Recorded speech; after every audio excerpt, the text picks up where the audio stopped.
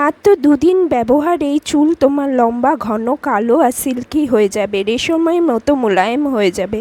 হ্যাঁ বন্ধুরা, গরম পড়তে না পড়তেই অনেকেরই চুল পড়া শুরু হয়ে যায়। এতটা চুল পড়তে শুরু করে যে কপালের সামনে থেকে একদম সিঁথি চওড়া হতে শুরু করে, টাক পড়তে শুরু হয়ে যায়। তো সেখান থেকে তোমার চুল সিল্কি স্মুথ হবে, ঘন হবে।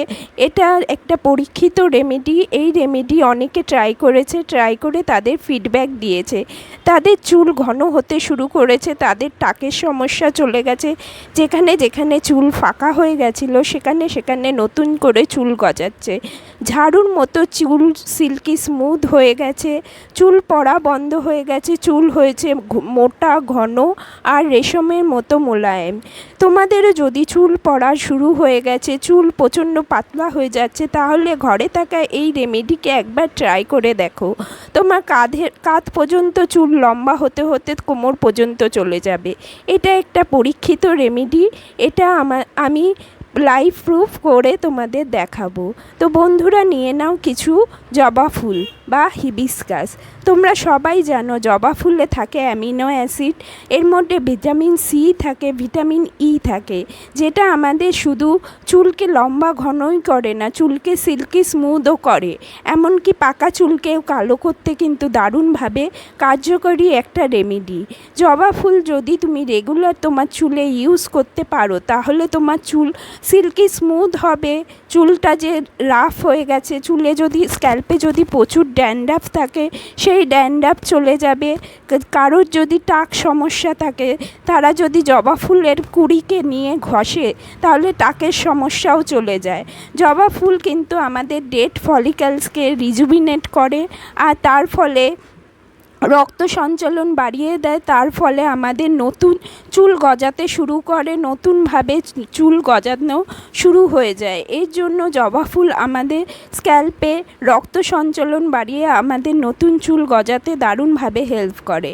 তো আমি নিয়েছি 8 থেকে 9টা জবা ফুল। 2 ধরনের জবা ফুল নিয়েছি, একটা নর্মাল 5 পাতার যে জবা ফুল হয় সেটা, আর একটা আমি পঞ্চমুখী জবা। অবশ্যই যদি চুল তোমার স্ক্যাল্প টাক পড়ে যাচ্ছে, তাহলে সেই ক্ষেত্রে তুমি জবা ফুল, লাল রঙের জবা ফুলটাই বেশি কার্যকরী হয়। আর যদি তুমি জবা পাতা নাও, যে কোনো জবা পাতা তুমি নিতে পারো, সেটা যে কোনো ফুল কালারের জবা পাতা হলেই হবে। জবা ফুলের চাইতে কিন্তু জবা পাতাতেই বেশি ভিটামিন সি আর অ্যামিনো অ্যাসিড থাকে।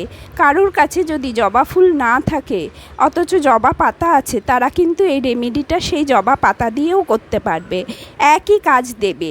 তার জন্য চিন্তা করতে হবে না। কারোর কাছে যদি জবা ফুল না থাকে বা অন্য কালারের জবা ফুল থাকে, তাহলে তার কাছে যদি জবা পাতা থাকে, সে এই রেমেডিটাকে অনায়াসেই করতে পারবে। তো জবা ফুলগুলোর আমি সবুজ ডাঁটি আর সামনে থেকে যে ডাঁটিগুলো ফেলে দিলাম, আর কিছু পাতা আমি নিয়ে নিলাম। যে দুটো জিনিসকে আমি 2 গ্লাস জল দিয়ে ঢেকে রেখে দিলাম 1 থেকে 1.5 ঘন্টা পর্যন্ত। এই জবা ফুল আর জবা পাতাটাকে আমি ভিজিয়ে রেখে দেব। এরপর 1-1.5 ঘন্টা হওয়ার পর আমি এই দুটো জিনিসকে জলের সাথে ভালো করে চটকে নেব। ভালো করে একেবারে চটকে এর যত নির্যাস আছে, জবা ফুল আর জবা পাতার যত নির্যাস আছে, এই জলটার মধ্যে আমি ট্রান্সফার করে দেব। তোমরাও এইভাবে ভালো করে চটকে নাও। বন্ধুরা, এটা একটা কিন্তু দারুণ রেমেডি হবে তোমার চুলের জন্য। একেবারে বিনা পয়সায় তৈরি তুমি শ্যাম্পু আর কন্ডিশনার একসাথে পেয়ে যাবে। এই শ্যাম্পু ইউজ করার পর কিন্তু তোমার আর আলাদা করে কন্ডিশনার ইউজ করতে হবে না। বন্ধুরা, আগেকার দিনে এত শ্যাম্পু কন্ডিশনার পাওয়া যেত না।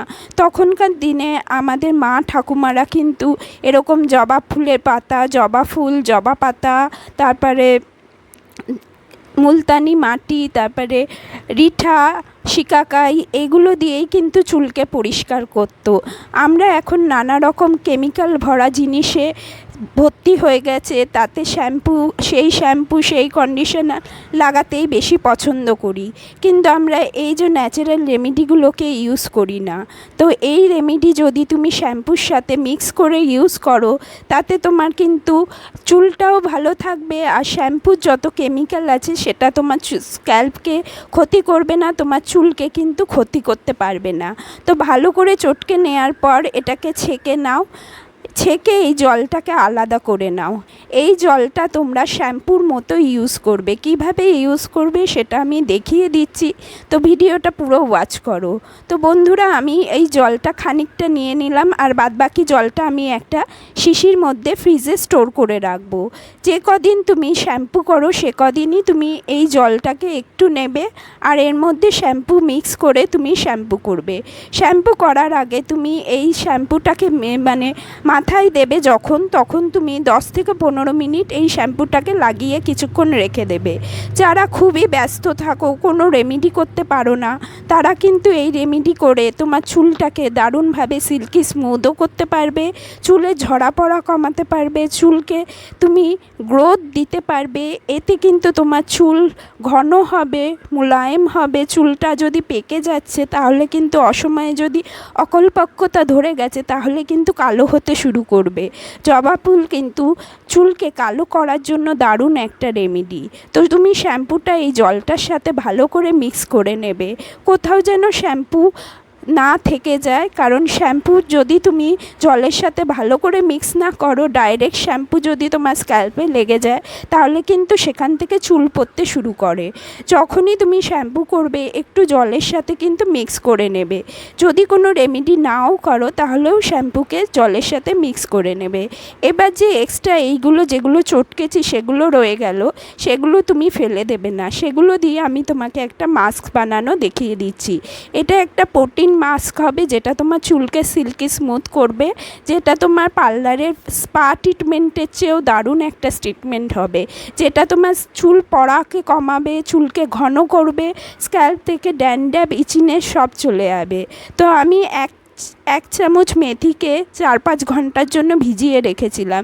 যদি তুমি পারো তো রাতভরও ভিজিয়ে রাখতে পারো। যেদিনই তুমি এই রেমেডি করবে সেদিনই এরকম মেথিকে ভিজিয়ে রাখবে। তারপর ভালো করে গ্রাইন্ড করে নাও। এর মধ্যে তুমি 1 চামচ নারকেল তেলও মিশিয়ে নিতে পারো। আমার যেহেতু অয়েল করা ছিল চুলে, তার জন্য আমি আর আলাদা করে এর মধ্যে নারকেল তেল দিইনি। তুমি চাইলে দিয়ে নিতে পারো। তো এই শ্যাম্পু আর এই মাস্কে